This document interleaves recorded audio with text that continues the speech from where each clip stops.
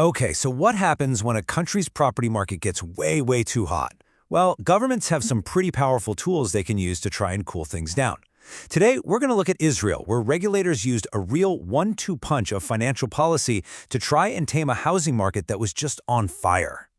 And to really get why they had to act, you just have to look at this graph. In the years right after the 2008 financial crisis, real housing prices in Israel shot up by a staggering 70%. Now, this wasn't just a small bump. It was a massive surge that got a lot of people worried about financial stability, and it basically forced the Bank of Israel to step in and do something. So what they do? They pulled out two main tools from their toolbox. First up, a really heavy-duty purchase tax aimed squarely at investors. And second, a set of pretty strict rules on exactly how much money banks could lend to buyers. Let's break them both down. All right, first let's talk about the tax. You got to understand this wasn't some minor fee, no. This was designed to be a major financial wall, and it was built specifically to slow down property investors, including folks buying from overseas. It's called Masrachisha. And unlike your typical property tax, this is a huge, upfront cost that the buyer has to pay right at the time of purchase. But here's the real kicker. For non-residents and investors, this tax gets calculated from the very first shekel of the property's value. There's no tax-free amount, no discount to start. And here's how the numbers work. For a non-resident, the first 6 million shekels or so, that's roughly 1.6 million US dollars, gets taxed at 8%. Anything over that gets hit with a 10% tax. This whole system is deliberately designed to be way more aggressive than the one for residents who are just buying their first home. Now, take a look at this number, almost 679,000 shekels. I mean, that's a massive figure, right? So what on earth is that? That is the actual real-world purchase tax a non-resident investor would have to cough up for an 8 million shekel property. This isn't just theory. It's the financial punch of this policy, an immediate cost of almost 8.5% of the home's price, right off the bat. And this slide really puts it all into perspective. Just compare that nearly 679,000 shekel tax bill for the investor with the bill for a first-time Israeli resident buying the exact same property. The resident pays around 408,000 shekels. That's a difference of over 270,000 shekels. The message couldn't be clearer. This system is built to make investing in property way more expensive. So that was tool number one, a big tax to cool off investors. But that was only half the plan. The second tool was a kind of lending leash that they put on all buyers, basically controlling how much money they could even borrow from a bank to begin with.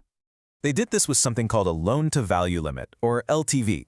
It's actually pretty simple. The LTV just sets the maximum slice of a property's price that the bank is allowed to finance.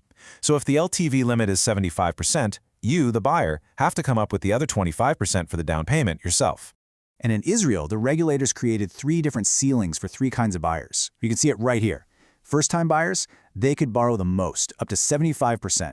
People upgrading, selling one home to buy another, were capped at 70%. But then look at the last one, investors. They got hit with a super strict 50% limit. That means they had to bring half the cash to the table themselves, no exception. And the impact of this? Whoa, it was immediate and it was dramatic. On the left, you see how loans were spread out before the rule. It's all over the place.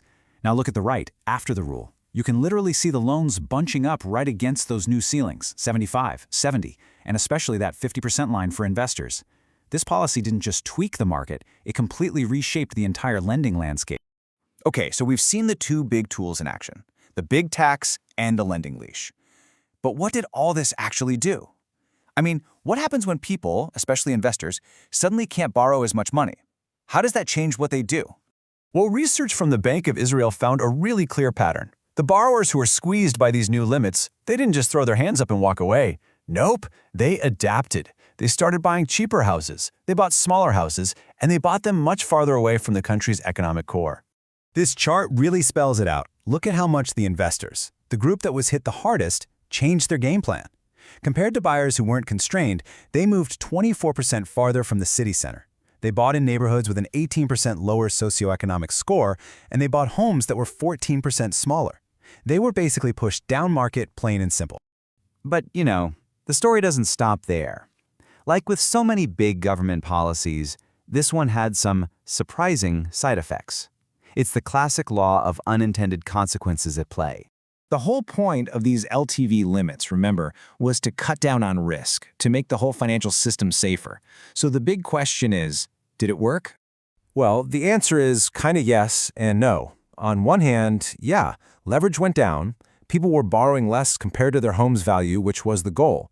But, and this is a huge but, for those very same borrowers, the actual terms of their loans got worse.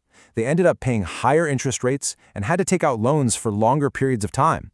So they had less debt, but the debt they had was actually more expensive and riskier in a different way. And that leads us to a really critical question. If the new rule meant you could only get a smaller mortgage from the bank, but you still needed a big chunk of cash for that down payment, where did the extra money come from? And the evidence points to something called policy leakage. The theory is that people started turning to other kinds of debt, the less regulated stuff like consumer loans or personal lines of credit to fill that gap. And that's really the final crucial takeaway here. While these mortgage rules worked exactly as planned, they might have just squeezed the risk out of one part of the system and pushed it into another part that's much harder to see and control. It leaves you with a really fascinating thought. How do you even regulate a market when money, just like water, always seems to find a way to flow around whatever barriers you put in front of it?